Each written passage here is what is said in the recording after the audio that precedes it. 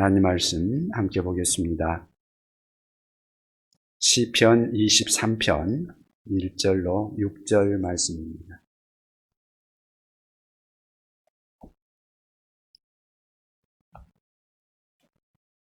구약성경 시편 23편 1절로 6절 말씀.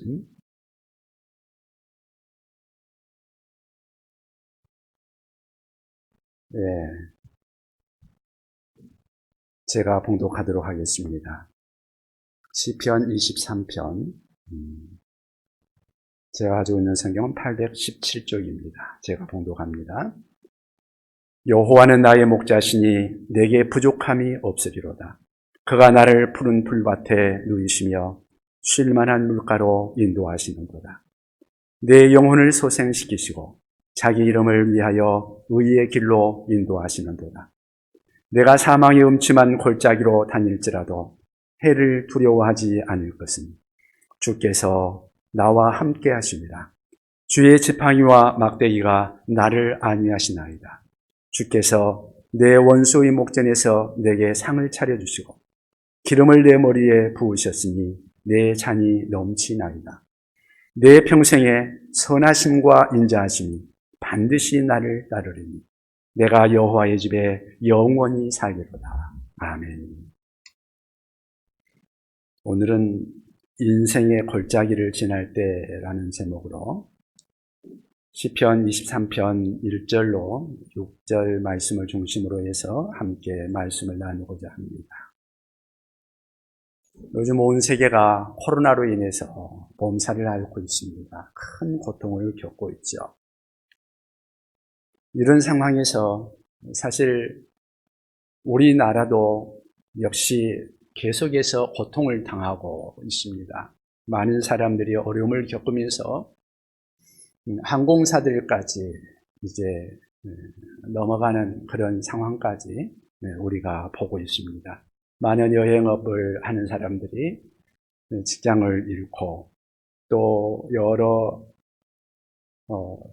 가게를 하는 사람들, 요식업을 하는 사람들이 어려움을 호소하고 있고 수많은 국민들이 고통을 호소하고 있습니다.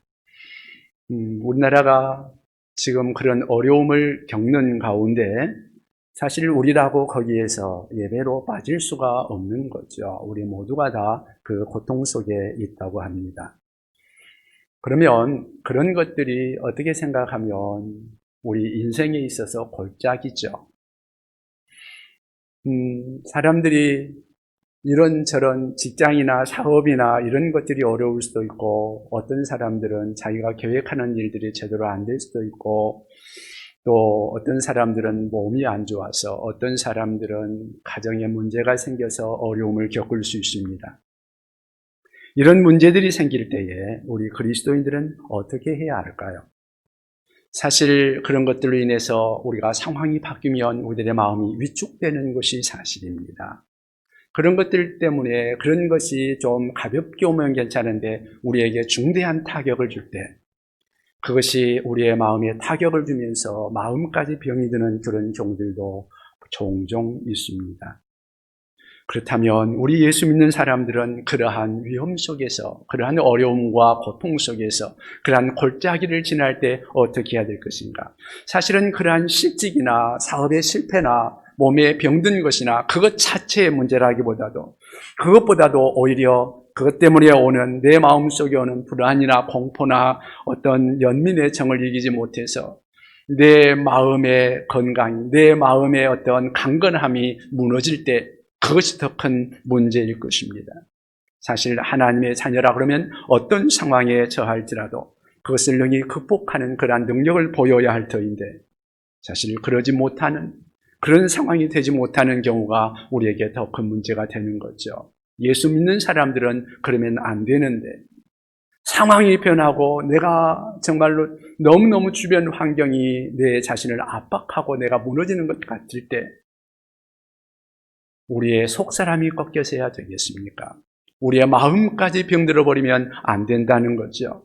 예수 믿는 사람들은 그러면 이러한 사망의 음침한 골짜기, 내 인생의 골짜기를 지나갈 때에 우리는 어떻게 해야 될 것인가? 그 당시에도 그러한 상황에서도 믿는 사람들은 낙심하지 않고 굳건하게 갈 수 있는 그 마음을 가질 수 있어야 할 것입니다. 사망의 음침한 골짜기를 지날지라도 낙심하지 말아야 될 이유. 과연 성경은 우리에게 그런 때도 낙심하지 말라고 말하는데 내 인생의 골짜기를 지날 때 우리가 낙심하지 말아야 하는 이유가 어떤 것들이 있을까요? 오늘 말씀을 통해서 몇 가지를 생각을 해보기를 원합니다. 첫째는 하나님께서 인생에게 형통의 때와 고통의 때를 병행하게 하셨기 때문입니다. 사람은 누구나 인생을 사는 동안에 형통할 때가 있으면 고통의 때도 있기 때문입니다. 사람이 태어나면 누구나 자주 옮겨가야 하는 주소가 두 곳이 있다고 할 수 있습니다. 어느 누구나 예외 없이 인생을 살다 보면 그런 일들이 있습니다. 하나는 푸른 초장이죠. 2절에 말씀하신 대로 하나님께서 나로 하여금 어떤 때는 푸른 풀밭에 인도하십니다.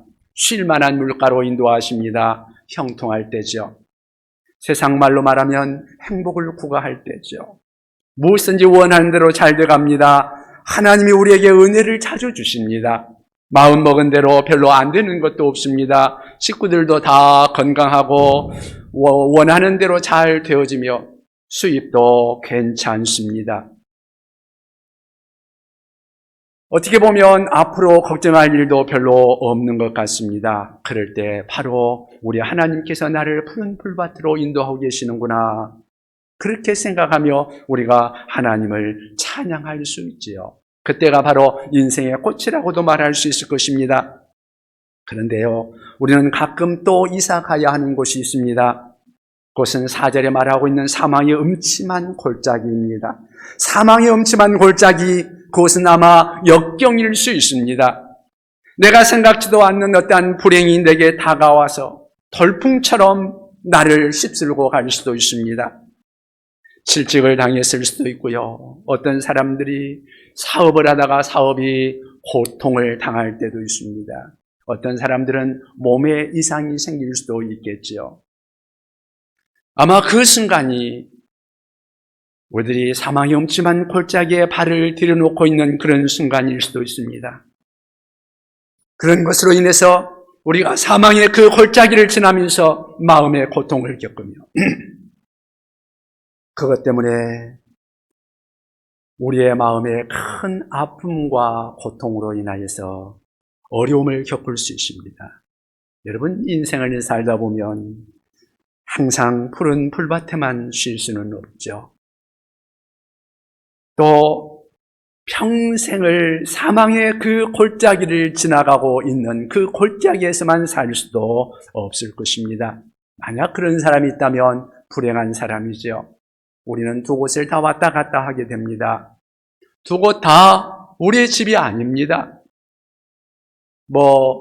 여행지에 가가지고 며칠 동안 묵는 그러한 콘도라든가 아니면 전셋집인 거죠. 잠깐 살다가 옮겨야 합니다.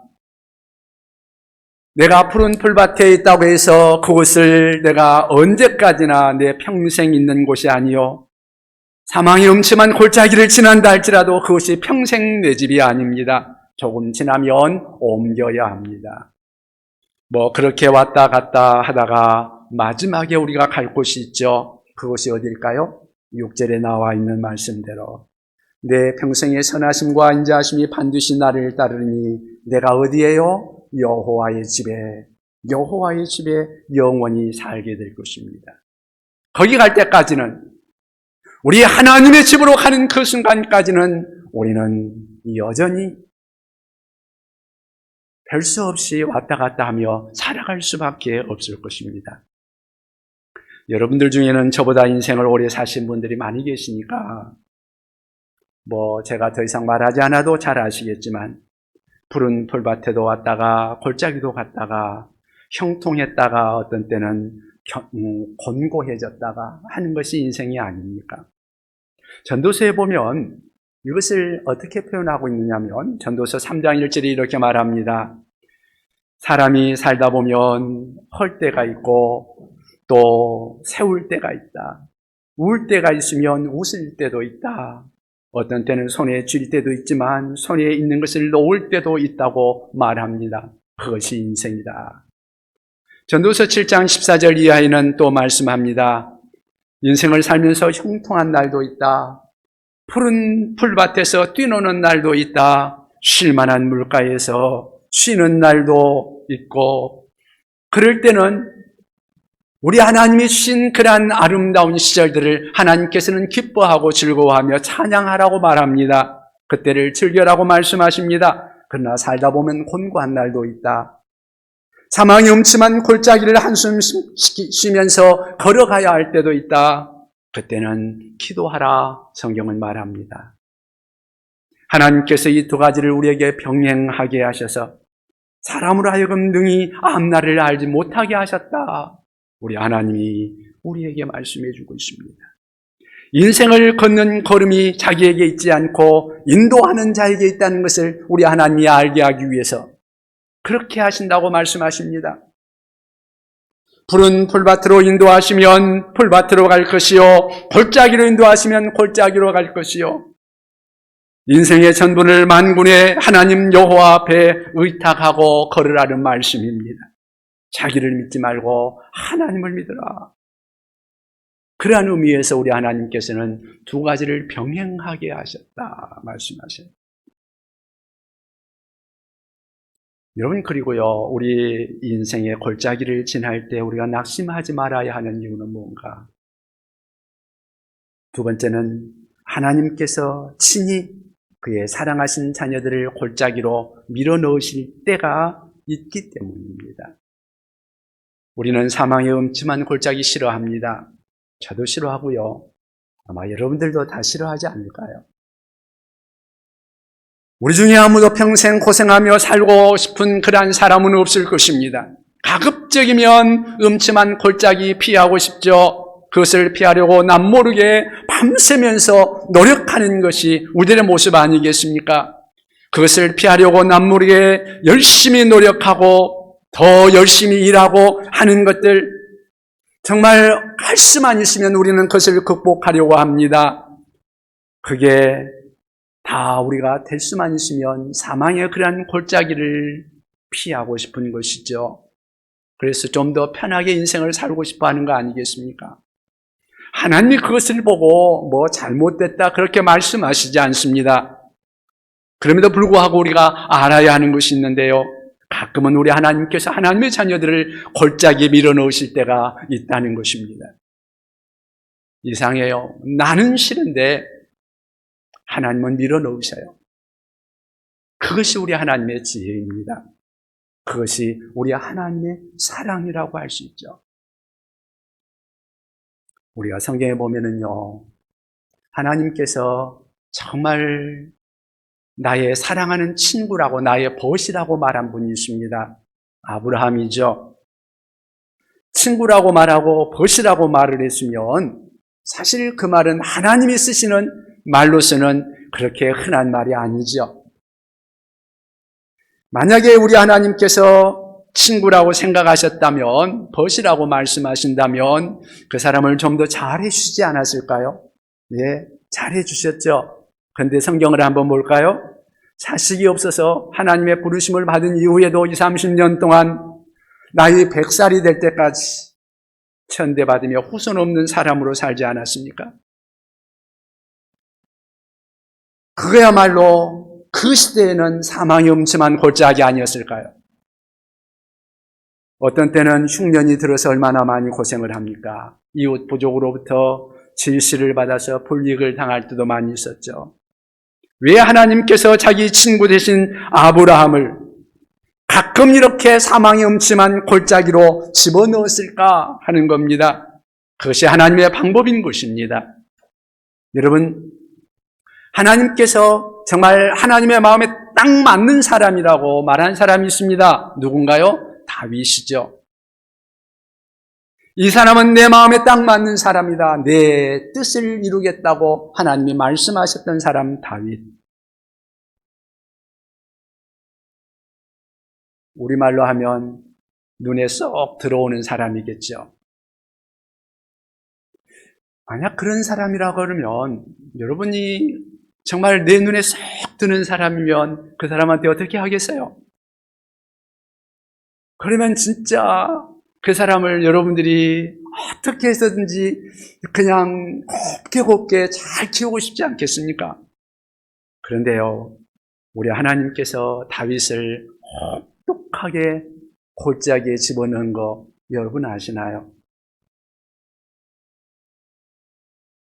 정말 아무 잘못 없는데 그를 죽이려고 하는 사울 앞에서 얼마나 많은 고통을 겪으면서 생명의 위협을 당하면서 도망다녔습니까? 혹독한 고생을 했죠. 여러분, 예수 잘 믿는다고 해서 평생 풀밭에 뛰놀게 하시는 하나님이 아니라는 사실입니다. 그것이 하나님의 지혜입니다. 기도 많이 한다고 해서 절대 어려운 일이 일어나지 않을 거야. 여러분, 절대 그런 생각하지 않기를 바랍니다. 만약 그렇게 생각하는 사람이 있다면 뭔가 잘못 생각하고 있는 사람들입니다. 너무 순진하고 바보 같은 생각이죠.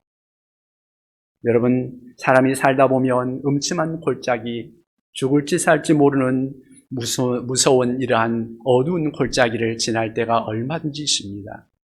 그러므로 여러분 중에 이러한 어려움을 겪고 있는 분들이 있습니까? 우리 주위에 그렇게 고통을 당하는 분들이 있습니까? 직장을 잃었거나 사업에 고통을 당하거나 장사가 안 되거나 몸에 병이 들거나 여러 가지 앞길이 막막한 일들을 겪는 분들이 계십니까?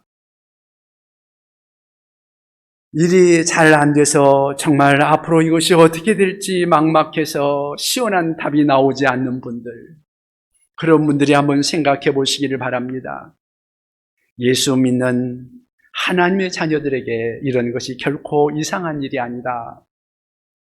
이상한 일 아니다. 부끄러운 일도 아니다. 운이 없어서 예수 믿는 사람들은 절대 그런 말 하는 거 아닙니다. 하나님이 나를 사랑하지 않나 보다. 왜요? 하나님이 우리를 위해서 그 아들 예수 그리스도까지 주셨는데. 그런 생각을 하지 마시고요. 하나님께서 다윗을 골짜기로 밀어넣듯이 나를 밀어넣으시는구나. 그렇게 생각할 수 있기 바랍니다. 그것이 우리 하나님의 방법이니까요.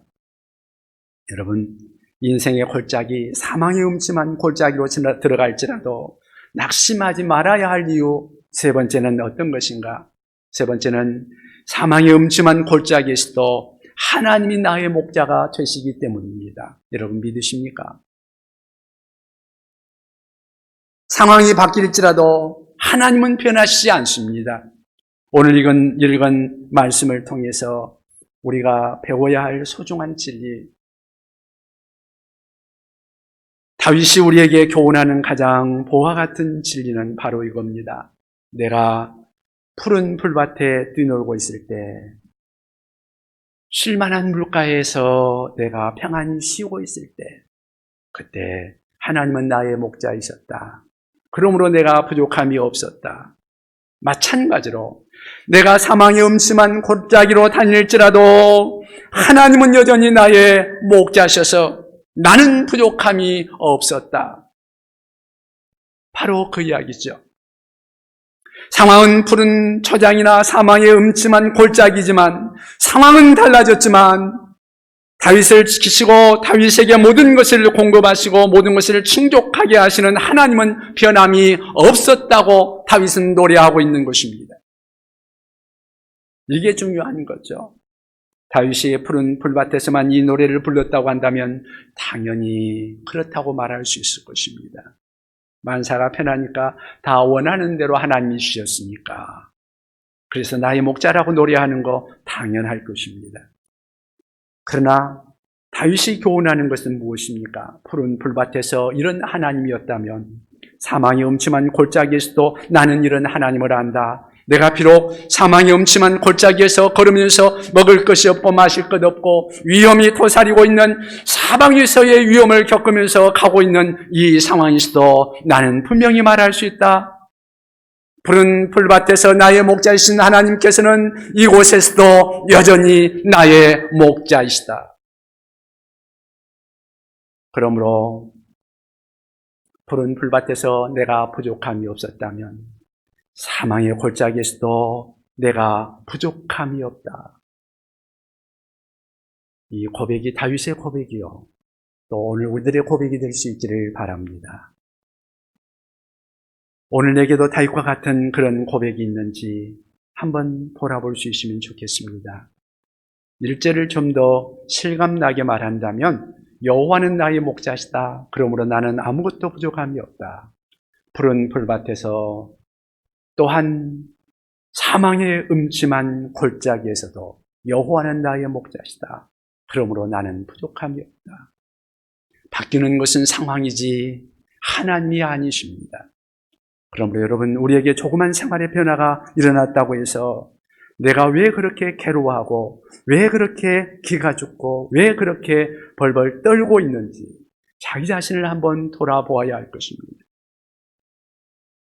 여러분, 그렇지 않습니까?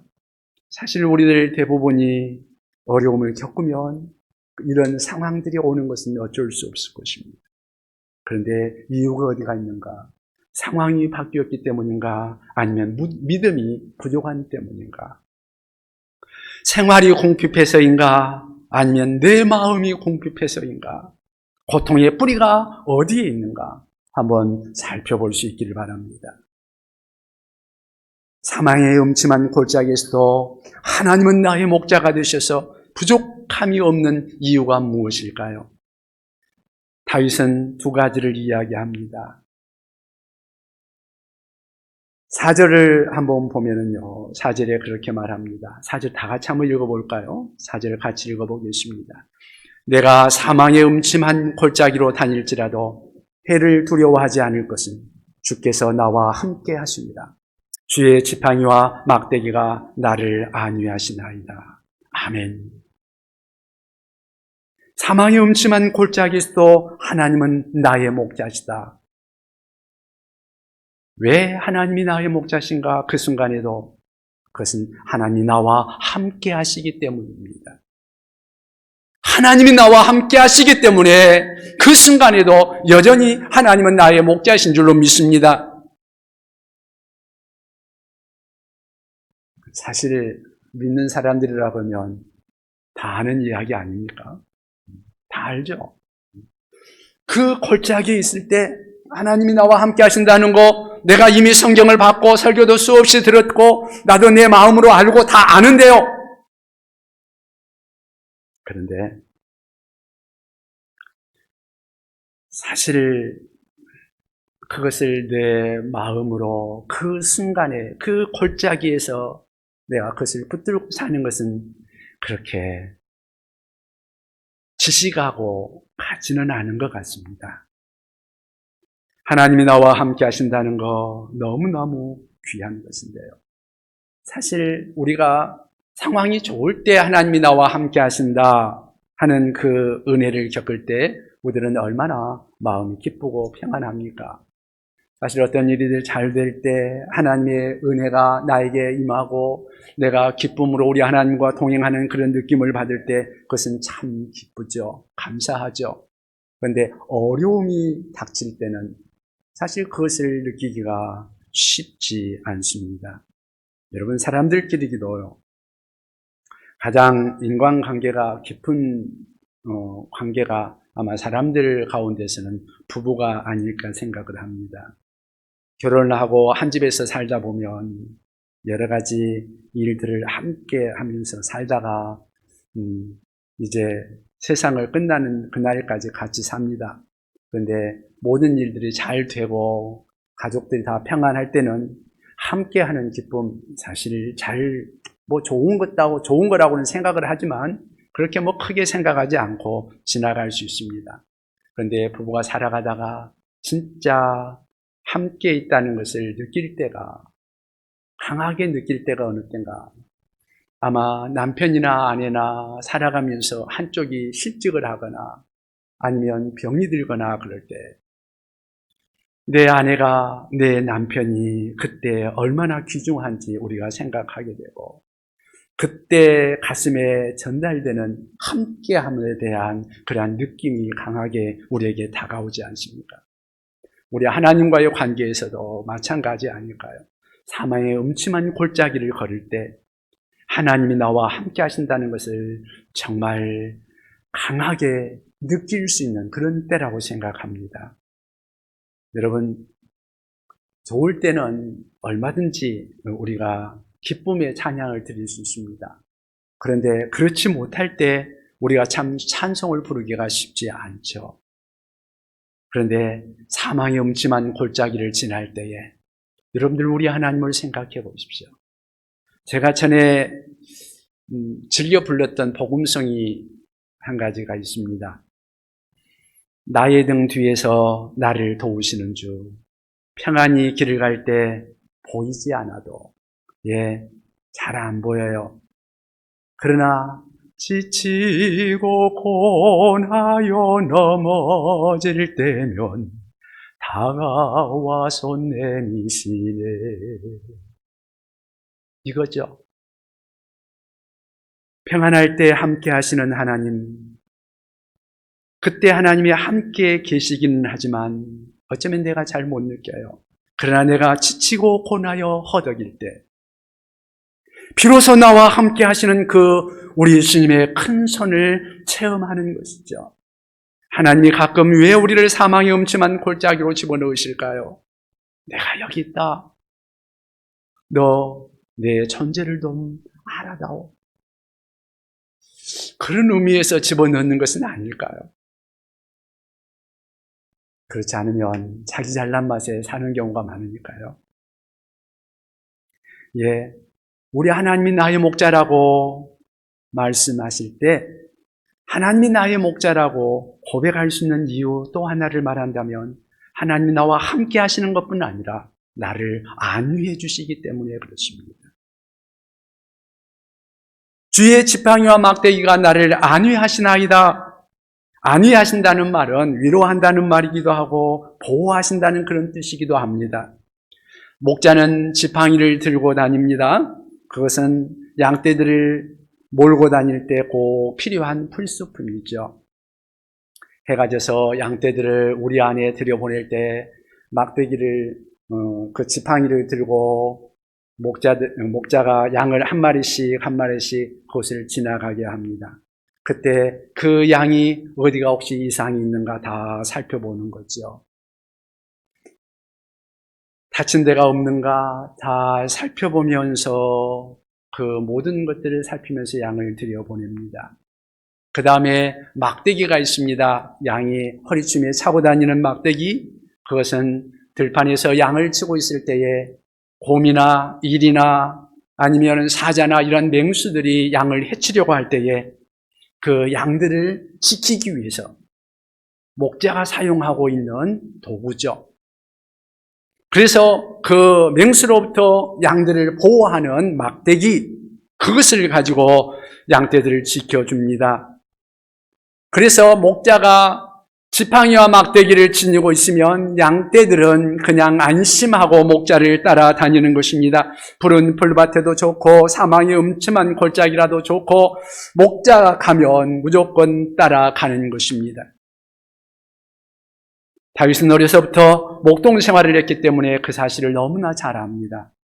자기가 가끔 풀밭에 가다 보면 어떤 때는 사망의 골짜기를, 그 음침한 골짜기를 지나가야 할 때가 있는 거죠. 그것을 지나가야 푸른 풀밭이 있으니까 양떼들을 몰고 그것을 지나갑니다. 부득불 갈 수밖에 없습니다. 그럴 때 목자가 앞에 가면 양떼들은 그냥 목자를 우르르 따라온다고 하죠. 다윗이 그 사실을 어려서부터 너무 많이 보았기 때문에 하나님을 목자라고 할 때는 그 양떼의 심정을 갖는 거죠. 사망의 음침한 골짜기라면 사실 우리들 같으면 조금 주춤주춤 할 것 같은데 양떼들은 그냥 무조건 따라갑니다. 목자가 인도하면 문제되지 않고 따라간다는 거죠. 지팡이와 막대기를 드신 분이 자비로우신 우리 하나님이시라면 여러분은 어떠시겠습니까? 여호와는 나의 목자시요 나는 부족함이 없다고 사망의 음침한 골짜기에서도 여러분들은 외칠 수 있겠습니까? 우리가 이 믿음을 가져야 한다는 말씀이지요. 마지막으로 정리해보고 싶은 것은 사망의 음침한 골짜기에 있을 때 우리 그리스도인들은 어떻게 해야 할까 하는 것입니다. 첫째는 목자 되신 주님을 신뢰해야 합니다. 세상을 살려면 믿는 구석이 좀 있어야 되지 않겠어요? 예수 믿는 사람들의 믿는 것, 정말로 마지막까지 믿는 것, 그것은 바로 하나님밖에 없지 않습니까? 사람이 세상을 살면서 좀 더 담대하고 강하려고 하면 믿는 데가 있어야 할 텐데 예수 믿는 사람들은 목자 되신 우리 하나님, 그분 믿어야 하는 거죠. 여러분, 저와 함께 하시는 우리 하나님, 나를 안위하시는 우리 하나님을 믿고 하나님으로, 참으로 하나님으로 체험한다면 푸른 초장에서만 아니라 가끔은 골짜기에서도 필요하다는 것을 꼭 기억할 수 있기를 바랍니다. 우리가 지금 어떤 어려움이 있을지 모릅니다. 내 앞길이 어떻게 될지 불안하다 할지라도 우리 하나님께서 나로 하여금 그곳을 가라고 말씀하시면 하나님이 나와 함께 하신다는 것을 깨닫게 하시기 위해서, 체험하게 하기 위해서 그렇게 하신다고 하는 것을 기억하시고 우리 하나님과 동행할 수 있기를 바랍니다.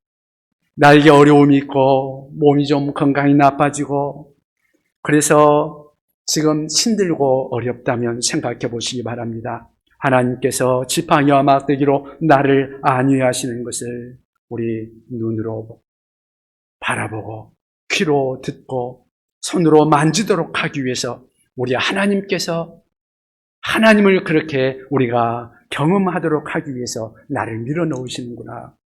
그렇게 생각해 볼 수 있기 바랍니다. 우리 하나님은 우리가 살아갈 때 정말 믿고 의지할 가장 중요한 분이신 것을 꼭 기억하시면서 우리 주님과 동행할 수 있기를 바랍니다. 또 하나는 사망의 음침한 골짜기를 하나님이 허락하신 것이 틀림없다면 적극적이고 긍정적인 자세로 받아들이면서 갈 수 있기를 바랍니다. 예수 믿는 사람이라고 한다면 우리 하나님을 믿어야 하겠고 그리고 우리 하나님을 신뢰함과 동시에 내가 믿었다면, 하나님을 믿는다면 좀 적극적으로 그 상황을 대처해 나갈 수 있는 우리가 될 수 있으면 좋겠습니다. 피하려고만 하지 말고 내가 원하지 않는 것은 사실이지만 이왕 하나님께서 허락하신 것이 틀림없다면 그 다음부터는 적극적인 자세로 그것을 대처해 나갈 수 있는 우리가 될 수 있으면 좋겠습니다. 물론 갑자기 상황이 나빠지면 고통스럽죠. 불안하죠. 내가 어쩔 줄을 모르고 정말 그런 일 당하면요, 기도도 제대로 안 나오고요. 성경을 봐도 성경이 잘 안 들어오고 정말 뭔가 하려고 하는데 손에 잡히지는 않고 그런 때가 있습니다. 그럴 수밖에 없는 그런 상황들이 오죠. 그런데요, 그 잠깐 그러한 혼란이 있다 할지라도 예수 믿는 사람들은 금방 그것을 극복해야 합니다. 그리고 강하신 우리 하나님의 손이 나를 붙들고 계신다는 것을 기억할 수 있기를 바랍니다. 내가 수입이 줄어들고 내가 고통스럽고 힘들다 할지라도 우리 하나님께서 내게 공급하시고 나를 보호하고 계신다는 것을 날마다 체험하며 살아갈 수 있는 그러한 주님과 동행하는 그러한 삶을 살아가며 하나님과 적극적으로 함께하는 그러한 생활을 해나갈 수 있기를 바랍니다. 여러분, 우리 하나님께서 우리를 지켜주시고 우리를 인도하실 것입니다. 이사야서 43장 2절에 그렇게 말씀합니다. 네가 물 가운데로 지날 때에 내가 함께할 것이라. 강을 건널 때에 물이 너를 침몰하지 못할 것이며 내가 불 가운데로 지날 때에 타지도 아니할 것이요 불꽃이 너를 사르지도 못하리니 대저 나는 여호와 내 하나님이요 이스라엘의 거룩한 이요 내 구원자이다. 여러분, 불 속에서 물 속에서 우리 하나님을 체험하기를 원하십니까? 물 속에서 함께 하시는 하나님을 체험하려면 물 속에 들어가야 하지 않을까요? 불 속에서 함께 하시는 하나님을 체험하려면 불 속에 들어가 봐야 하는 거 아닐까요? 그래야 그 시련과 고통 속에서 그 말씀이 얼마나 진리인가 우리가 체험할 수 있지 않을까요? 여러분, 푸른 풀밭에서만 뛰놀면 안 되니까 우리 하나님께서 사망의 음침한 골짜기도 밀어넣는다. 그렇게 생각할 수 있기 바랍니다. 그러나 여러분, 우리 하나님 우리들에게 대해서 얼마나 사랑하시는지 우리 알잖아요. 사망의 음침한 골짜기는 그렇게 오래 살 곳은 아닙니다. 양들이 사망의 음침한 골짜기에서 1년, 2년 살 수 없습니다. 배기지 못하는 거죠. 우리 하나님도 아십니다. 푸른 초장으로 가기 위해서 잠깐 통과해야 하는 그러한 골짜기인 거죠. 우리에게도 마찬가지입니다. 우리의 인생을 살면서 마냥 사망의 음침한 골짜기에서 신음하며 살 수가 없다는 것을 너무도 잘 아십니다. 그러므로 우리가 잠깐 어려움을 당할 때 하나님께서 적당하다고 하시면 그 골짜기를 통과하게 하실 것입니다. 다시 우리에게 푸른 풀밭을 허락하실 것입니다. 우리 하나님은 선하신 분이십니다. 좋으신 분이십니다. 여호와는 나의 목자시니 내가 부족함이 없으리로다. 푸른 풀밭에서도 이 찬양을 하며 또 사망의 음침한 골짜기에서도 이 찬양을 하며 살아갈 수 있는 우리 모두가 될 수 있기를 주님의 이름으로 부탁합니다. 기도하겠습니다.